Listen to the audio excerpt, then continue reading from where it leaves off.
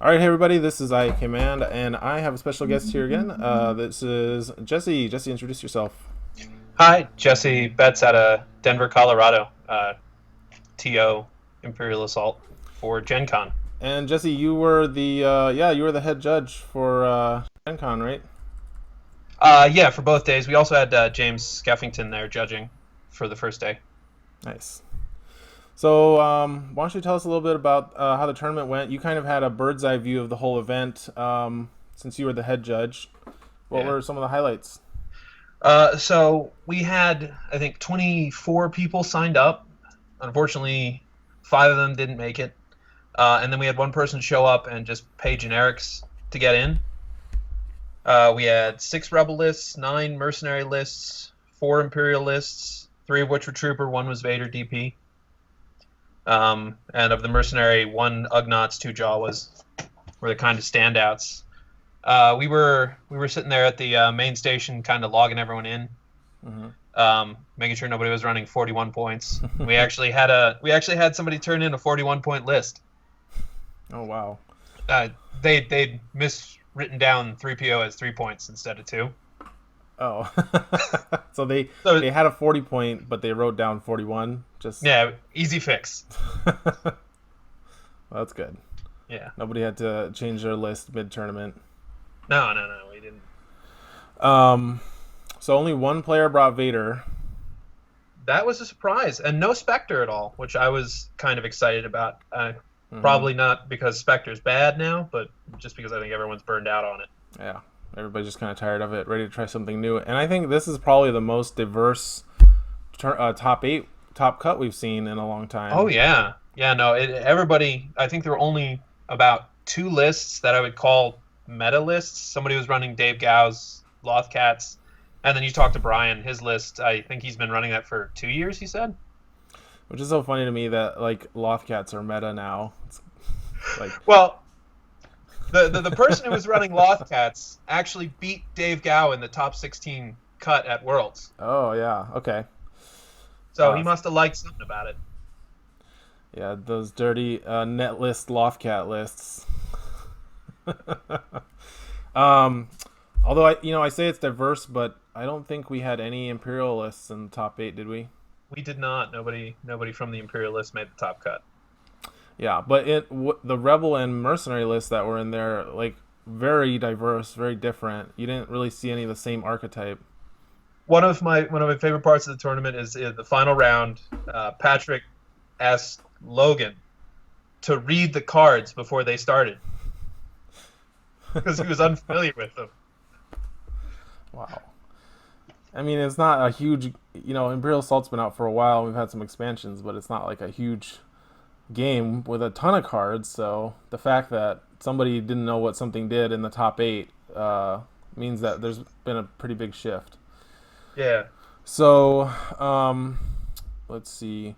So we talked about we'll look at the list in a second. No Spectre Cell.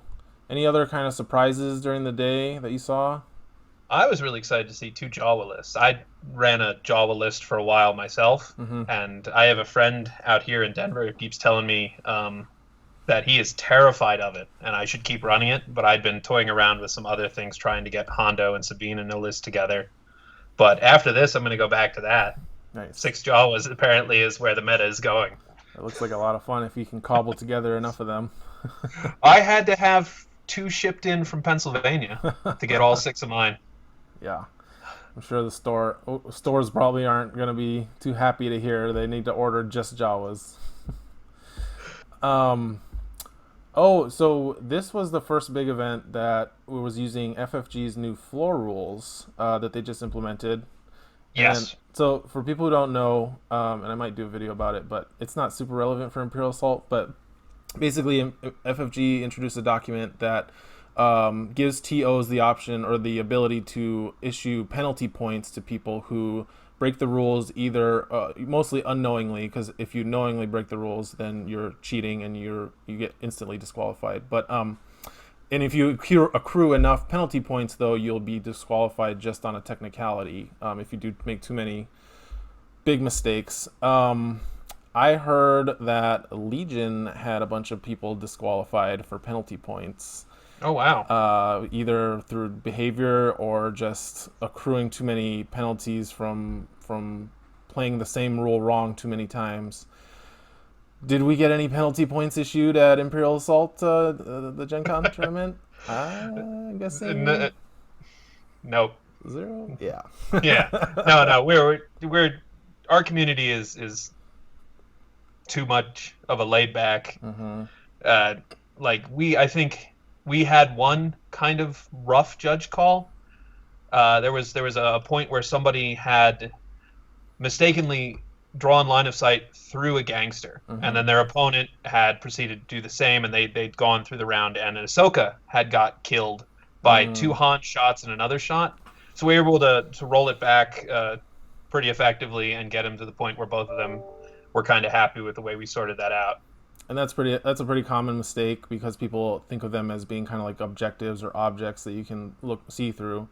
And then I'm guessing that was probably just like a penalty point or a couple two, and then didn't happen again, I'm sure. Yeah. No, they did not continue to make the mistake, so they didn't have to call out any penalty points. Nice.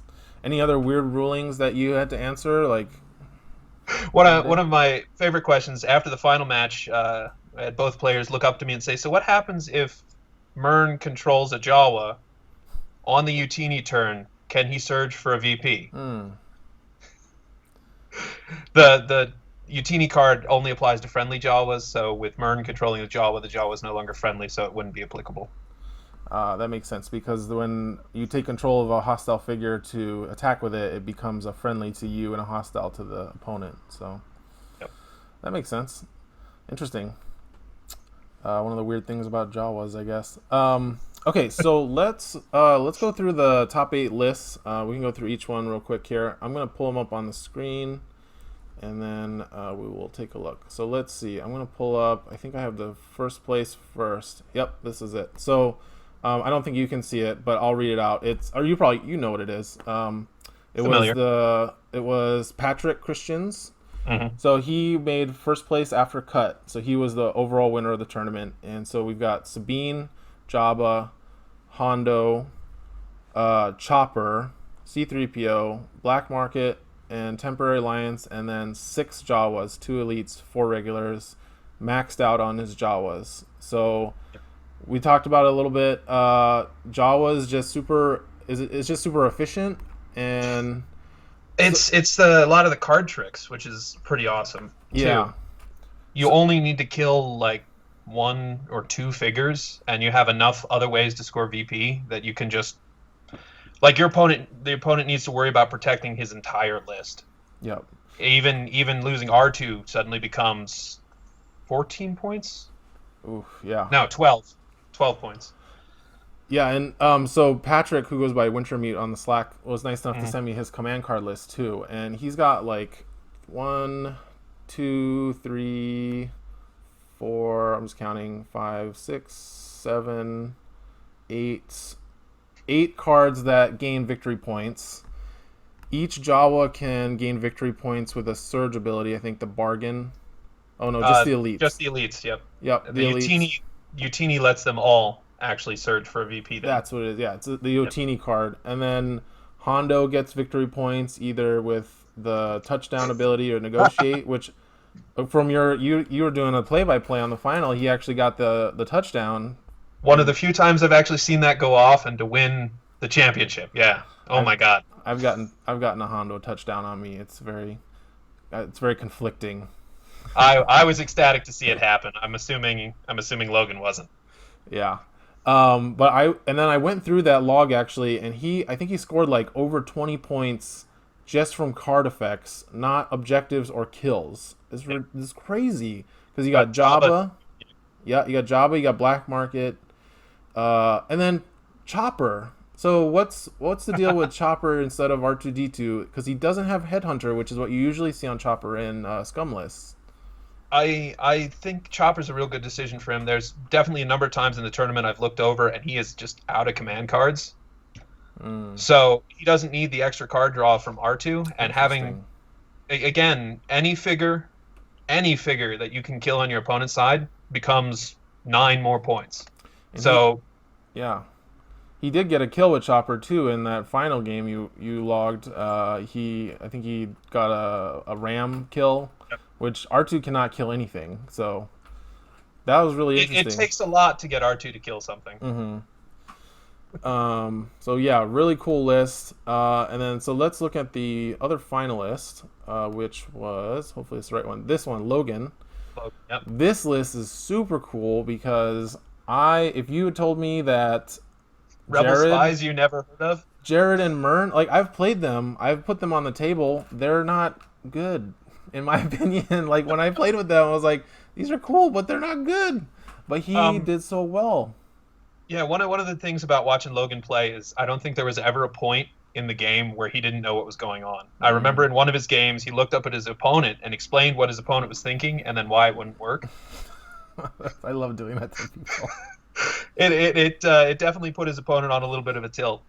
But yeah, no, I think Logan, honestly, one of the things that got to him is the attrition of playing 2 days straight, 7 rounds, and most people when you play Imperial Assault don't sit down for 7 games over 2 days. Mm-hmm. It's a kind of part of the tournament skill that you need to go to a couple to really get to the point where you can crank those out. Mm-hmm. And it's not with the numbers we have, it's not hitting that a lot of times. So I think he may have just been rusty in the tournament scene. I see. But yeah, it's a really cool list. So it's got Jared, Mern, Jin. So it's got kind of a smuggler spy mix going on because Jin and Hera have synergy with each other. He's got 3 spies, so he can play comm disruption to its full effect. He also, so I looked at the log to pick out some of the command cards. He's got a ton of command card disruption. He's running Signal Jammer. He's running Negation. He's got Hostile Negotiation, which is a really cool card. Just to strip command cards out of the opponent's hand. Yep, especially Strategic Shift, I think, into Hostile Negotiations, the one where you shuffle back and then draw 2. Yeah, that is a nasty combo. His first opponent in top 8, he did not let him have command cards that entire game. It was Strategic Shift, Hostile Negotiations, then Mac stripped Assassinate out for 3 strain. So he was playing with no command cards that entire game. Oh, that's right. Mac can also take out command cards with his Surge ability. Yeah, this looks like a cool list. And he had on a diplomatic mission for victory points on Gideon, too, to kind of which was super helpful against Patrick. Mm-hmm. Watching him just tick Gideon up. Gideon, I think, that entire game just sat in the deployment zone, just earning points to try to keep parity with the cards. Nice. So, yeah, super cool list, the spy list there. Let's go, and then let's go. I'm going to go through just, like, top finishers in Swiss. Mm-hmm. Sorry, I'm just adjusting my overlay here. Oh, well. So I think the next finisher, if I can pull it up here. Sorry. Okay, so the next one was, let's see. So actually, Brian came in first in Swiss. I had him on the channel, so if you want to see his full tournament report, go check out that video. I think I have it here. Yeah, here we go.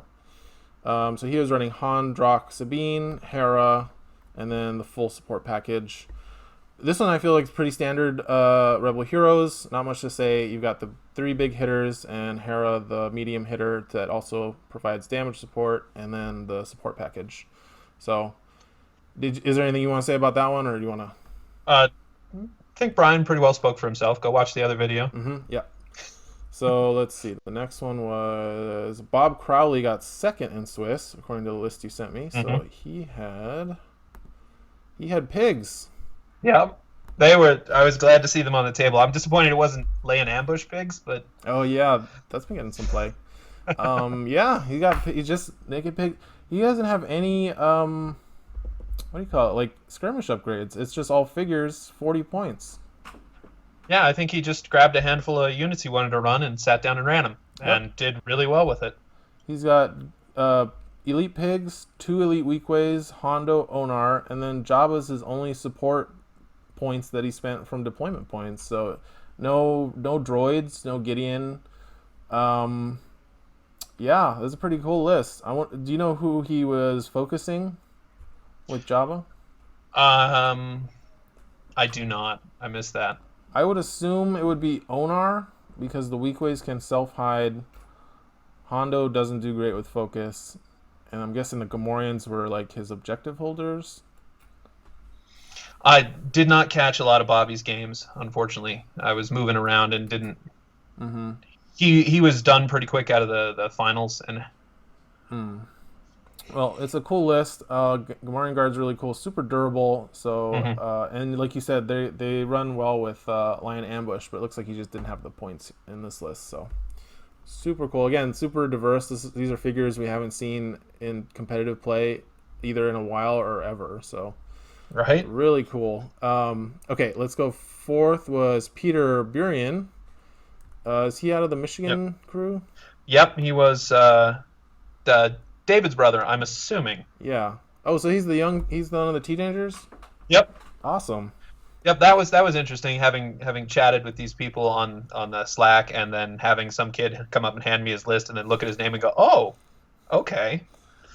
Yeah, his brother's really into like HK Assassins, and he's on a crusade for them. But looks like Peter did not run HK Assassins. He is this is David Gal's list. It looks like from Worlds. Oh, really? Sabine, Jabba, Onar, Hondo, Lothcat, Greedo, 3PO, Temple Alliance Black Market, Beast Tamer. Pretty sure. I don't think that Peter was running that list.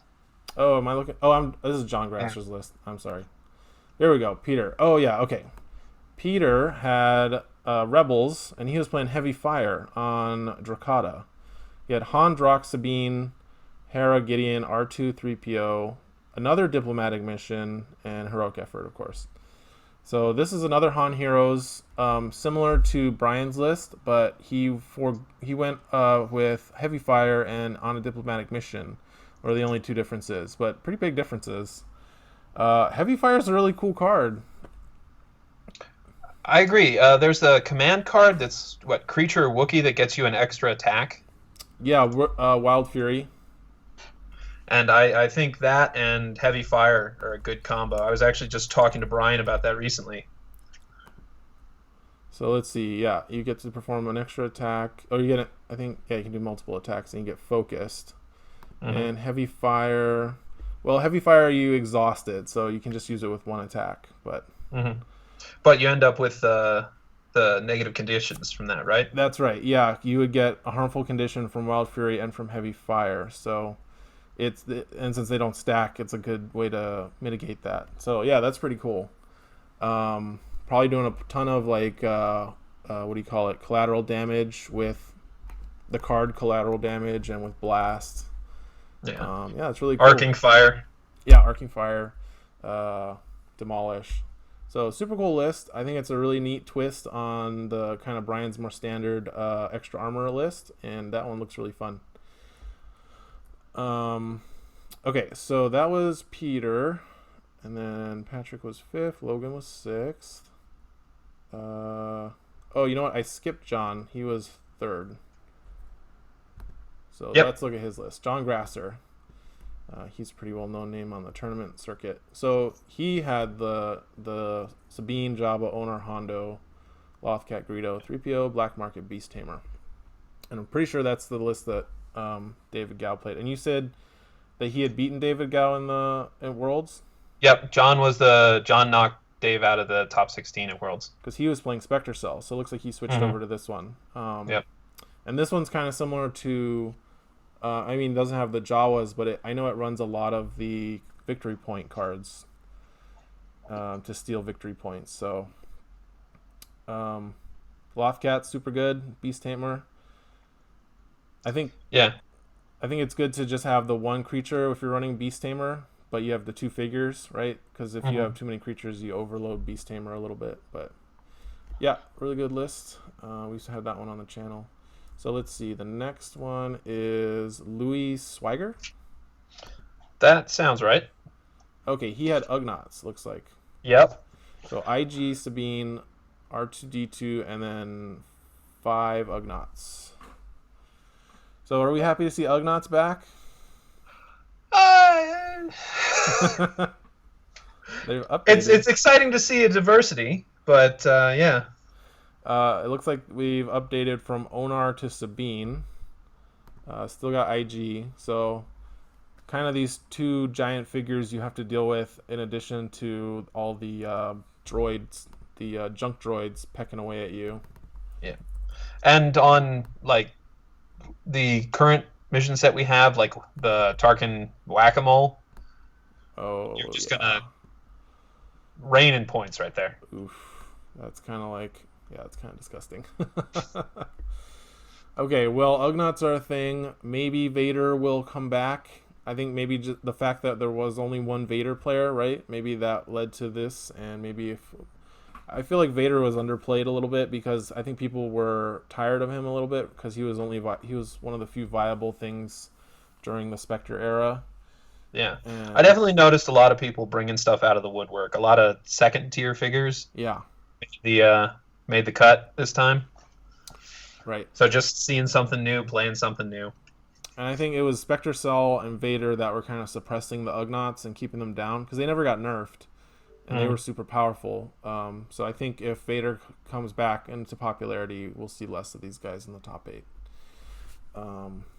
Okay, so he was 7th. So our 8th place player, John Wolin, and he Yep. was also playing IG. He had IG, Onar, and BT1.